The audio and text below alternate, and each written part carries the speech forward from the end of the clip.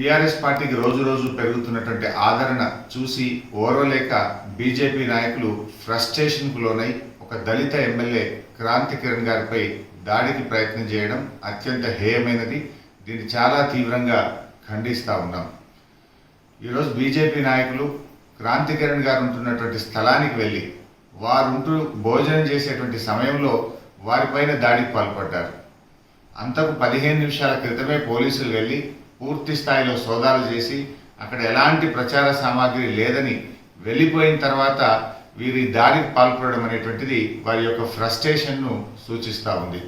ఈరోజు బీజేపీ నాయకులు జితేందర్ రెడ్డి గారు ఈ ఎన్నికల ఇన్ఛార్జిగా వ్యవహరిస్తున్నటువంటి వారు ఇదే జిల్లాలో రామాయణపేటలో ఇప్పటికి ఈ నిమిషంలో కూడా వారు ఇక్కడే ఉన్నారు.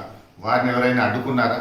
క్రాంతి కిరణ్ గారు ఎలాంటి ప్రచారానికి కానీ ఎలాంటి కార్యక్రమాలకు పాల్పడకుండా వారి రూమ్లో వారు ఉంటూ ఎన్నికల యొక్క పర్యవేక్షణ సమీక్షించుకుంటూ ఉంటే ఈరోజు తప్పతాగి మీరు వారిపై దాడికి వెళ్ళి ఒక పథకం ప్రకారంగా ఇక్కడ ఏదో జరుగుతుంది అని చెప్పి ప్రజల్ని తప్పుదోవ పట్టించేటువంటి ఒక ప్రయత్నానికి పాల్పడతా ఉన్నారు. నిన్న మొన్న నోట్ల కట్టలతో నగ్నంగా దొరికిపోయి తల ఎక్కడ పెట్టుకోవాలో తెలియనటువంటి పరిస్థితుల్లో మీరున్నారు. మొన్న పోలీసుల మీద రౌడీల్లాగా వ్యవహరించి పోలీసుల చేతుల్లో డబ్బులు లేకపోవడం, ఈరోజు తప్పతాగి గుండాల్లాగా ఒక దళిత ఎమ్మెల్యే మీద దాడికి పాల్పడడం మీ యొక్క సంస్కృతిని సూచిస్తూ ఉంది. సరే, ఏది ఏమైనా మేము అంతకు ధీటుగా సమాధానం చెప్పగలుగుతాం. కానీ ప్రజాస్వామ్యం మీద నమ్మకం ఉంది. ఎన్నికల చివరి రోజు ఇప్పుడు సంయమనంతో వ్యవహరించి అందరూ కూడా ఎన్నికల ప్రక్రియ సజావుగా జరిగే విధంగా చూడాలని చెప్పి నేను కోరుతున్నాను. మొన్న గోబల్స్, నిన్న జూటాలు, ఈరోజు కుట్రలు, దాడులు. మీరు ఎన్ని ప్రయత్నాలు చేసినా కూడా ప్రజల ఆదరణ పొందలేరు. ప్రజలు రేపు జరగబోయేటువంటి ఎన్నికల్లో తప్పకుండా మీకు తగిన గుణపాఠం చెప్తారు. సిద్దిపేటలో స్వర్ణ ప్యాలెస్ లాడ్జ్లో ఏదైతే జరిగిందో ఒక దుర్ఘటన, అది భారతీయ జనతా పార్టీ కార్యకర్తలు తాగొచ్చి నానా రభస చేసిరు, మా మీద దాడికి ప్రయత్నించారని చెప్పేసి ఈరోజు ఎంపీ కొత్త ప్రభాకర్ రెడ్డి గారు, ఎమ్మెల్యే ఆందోళన ఎమ్మెల్యే క్రాంతి కిరణ్ గారు, అదేవిధంగా మాజీ ఎమ్మెల్యే వీరేశం గారు ఈరోజు భారతీయ జనతా పార్టీ కార్యకర్తలపైన దుష్ప్రచారం చేయడం జరుగుతూ ఉంది. మేము భారతీయ జనతా పార్టీ కార్యకర్తలం, నిబద్ధత కలిగినటువంటి కార్యకర్తలం, క్రమశిక్షణ కలిగినటువంటి కార్యకర్తలం. అటువంటి కార్యక్రమాలకు మేము ఎప్పుడు కూడా పోము అనేటువంటి విషయాన్ని ఈరోజు ఇప్పుడు స్పష్టంగా తెలియజేస్తూ ఉన్నాం. మీడియా పరంగా ప్రజలందరికీ కూడా ఈ విషయం తెలియాలన్నటువంటి ఉద్దేశంతోనే ఇప్పుడు ఈ రాత్రి ప్రెస్ మీట్ పెట్టి చెప్పడం జరుగుతూ ఉంది. ఈరోజు జరిగినటువంటి విషయం, అసలు ఏదైతే స్వర్ణ ప్యాలెస్ లాడ్జ్ అనేటువంటిది ఉందో అది నా వార్డు. నేను కౌన్సిలర్గా 14వ వార్డులో ప్రాతినిధ్యం వహిస్తున్నటువంటి వార్డులో ఉన్నటువంటి స్వర్ణ ప్యాలెస్ లాడ్జ్. ఆ స్వర్ణ ప్యాలెస్ లాడ్జ్లో విశ్వసనీయ వర్గాల సమాచారం మేరకు డబ్బులు పంచుతున్నారు, కొనుగోలు చేస్తున్నటువంటి సమాచారం రావడంతో మేము కూడా ఆ లాడ్జ్లో ఒక 2 రూములు తీసుకొని ఉంటే ఇటువంటి జరగదు అనేటువంటి దాని విషయంలో మేము ఆ లాడ్జ్కి వెళ్ళి ఆ లాడ్జ్ మేనేజ్మెంట్ని 2 రూములు ఇవ్వండి మాకు అని చెప్పేసి అడగడం జరిగింది. రూములు లేవు అని చెప్పేసి ఆ లాడ్జ్ మేనేజ్మెంట్ చెప్పడంతో రూమ్లన్నీ ఖాళీ కనబడుతున్నాయి, పోయి నీ షీట్ తీసి చూపెట్టు అంటే షీట్లో కూడా ఖాళీ కనబడుతున్నాయి కదా, చూపెట్టు అని చెప్పేసి అతన్ని నేనే ఒక భారతీయ జనతా పార్టీ జిల్లా అధ్యక్షునిగా నేను అడగడం జరిగింది. నేను అడిగి ఆ రూమ్లు చూపెట్టండి, మరి మీరు ఆ రూమ్లు ఎక్కడున్నాయి, ఖాళీగా ఉన్నాయా లేవో ఒకసారి చూపెట్టుంటే ఖాళీ రూమ్లు చూడడానికే పోయినాం తప్ప మేము ఏ సోదాలు చేయడానికి మేము పోలేదు, ఏ తనిఖీలు చేయడానికి మేము పోలేదు. మేము రాజ్యాంగాన్ని చేతులకు తీసుకునేటువంటి వ్యక్తులం కాదు. గూండాల్లా, మీలాగా గూండాల్లాగా ఒక ఎమ్మెల్యే అయ్యి ఉండి గూండాల్లాగా వివరించినటువంటి మీ తీరును ఈరోజు ప్రజలందరూ గర్హిస్తూ ఉన్నారు.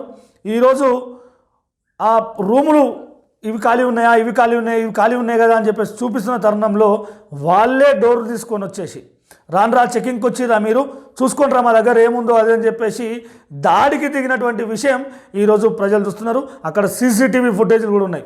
మేము ఆ రూమ్లలోకి పోయినామా, వాళ్ళ డబ్బుల కోసం తనిఖీలు చేసినామా, సీసీటీవీ ఫుటేజ్లు చూస్తే తెలుస్తుంది. మేము మాకు ఆ రూములు కావాలి, 2 రూములు. నేను నా వార్డులో ఈ కౌన్సిలర్గా నేను ఉన్నా, నాకు ఒక 2 రూములు ఎందుకు ఇవ్వవు భయ్, ఎన్నో రోజుల నుంచి నేను అడుగుతున్నా, ఎలక్షన్స్ స్టార్టింగ్ అప్పటి నుంచి అడుగుతున్నా, ఇప్పుడు ఎలక్షన్స్ అయిపోయే టైం, అందరు వెళ్ళిపోయారు కదా, లోకల్లో మేమున్నాము, మాకు కావాలి 2 రూములు అని చెప్పేసి అడిగినాం.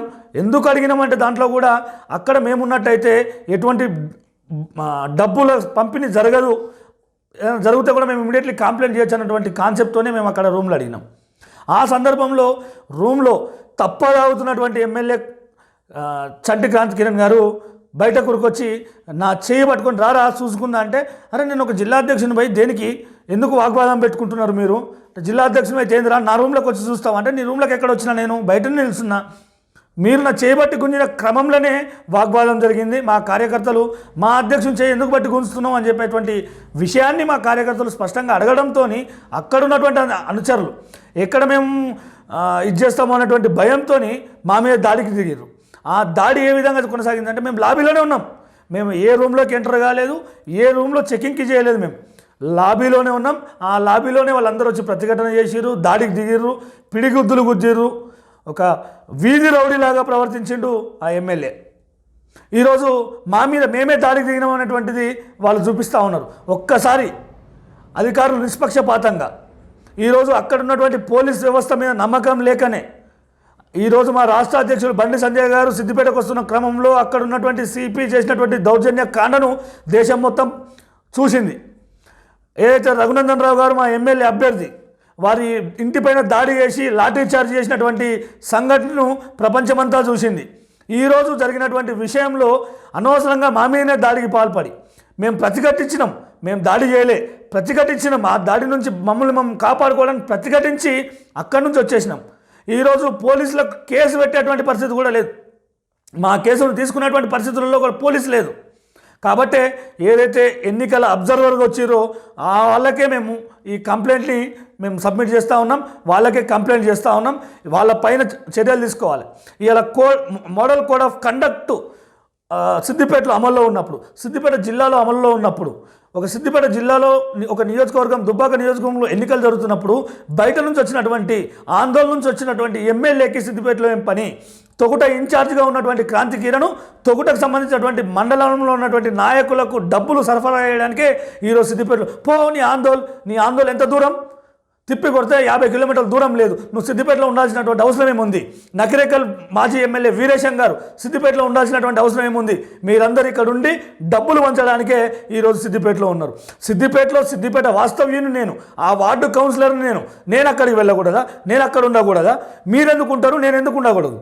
దీనిపైన పోలీసులు కూడా మా పైనే ఎఫ్ఐఆర్ నమోదు చేయడం జరిగింది. కానీ ఏం జరిగింది అనేటువంటిది సత్యాన్వేషణ చేయకుండా ఈరోజు ఏకపక్షంగా పోలీసులు ఈరోజు ఎఫ్ఐఆర్ రాయడం అనేటువంటిది చాలా దురదృష్టకరమైనటువంటి విషయంగా మేము భావిస్తూ ఉన్నాం.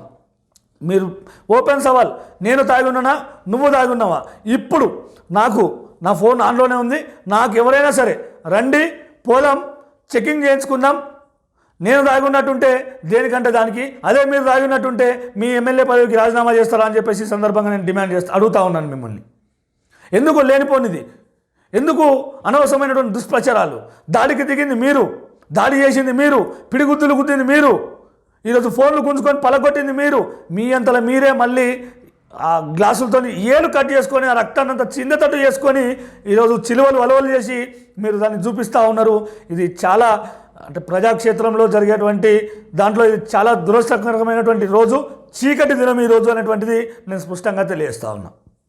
దుబ్బాక ఉప ఎన్నిక ప్రచారం నిన్నటితోనే ముగిసిపోతే సిద్దిపేటలో ఎమ్మెల్యే క్రాంతి గారు ఏం చేస్తున్నట్టు, మాజీ ఎమ్మెల్యే అక్కడ వీరేశం గారు ఏం చేస్తున్నట్టు, ఇతర టీఆర్ఎస్ పార్టీ నాయకులు, ఇతర జిల్లాల వాళ్ళు సిద్దిపేట హోటళ్లలో ఏం పని చేస్తున్నట్టు, ఈరోజు టీఆర్ఎస్ పార్టీకి ఓటమి భయం పట్టుకొని హోటళ్లలో ఉండి టీఆర్ఎస్ పార్టీ ఎమ్మెల్యేలు, మాజీ ఎమ్మెల్యేలు, నాయకులు అక్కడి నుంచి డబ్బుల సంచులను పంపిణీ చేస్తూ ఒక్కొక్క ఓటుకు 5,000 రూపాయలు ఒక్కొక్క ఓటుకు పంచి ఈరోజు ఎన్నికలు ఎట్లనైనా గెలవాలనేటువంటి ఒక డబ్బుతోనే గెలవాలనేటువంటి ప్రయత్నం అయితే టీఆర్ఎస్ పార్టీ చేస్తుందో, అక్కడ ఆ విషయం తెలుసుకున్నటువంటి మా కార్యకర్తలు అక్కడ ఆ హోటల్కి వెళ్ళి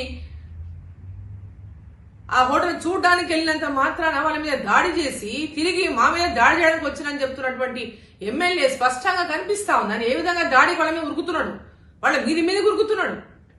ఈరోజు ఉల్టా మళ్ళా వాళ్ళ మీద అబద్ధపు ఆరోపణలు చేస్తూ అబద్ధపు మాటలు మాట్లాడుతుంటే నిజంగా ఏమాత్రం కూడా వీళ్ళకి అసలు కొంచెమన్నా ఇంగితం ఉందా? అసలు కొంచెమన్నా వాళ్ళకు ఎక్కడ కూడా ఏమంటారు, కొంచెం కూడా సిగ్గు అనిపిస్తలేదా అయితే మాట్లాడడానికి? అసలు మీరు నిన్ననే ప్రచారం ముగిసిపోతే సిద్దిపేటలో ఏం చేస్తున్నారు? పోలీసులు ఏం పని చేస్తున్నారు? బీజేపీ నాయకులకేమో జిల్లా మొత్తం కోడ్ ఉందని చెప్తారు, టీఆర్ఎస్ పార్టీ నాయకులకు కోడ్ వర్తించదా? కేటీఆర్ గారు నేను నీతి వాక్యాలు పలికిండు. మరి ఏం చేస్తున్నావయ్యా కేటీఆర్ నువ్వు? మీ వాళ్ళని ఎందుకు సిద్దిపేటలో ఉంచినావు? ఓడిపోతారనే భయమే కదా మీకు పట్టుకుంది ఈరోజు.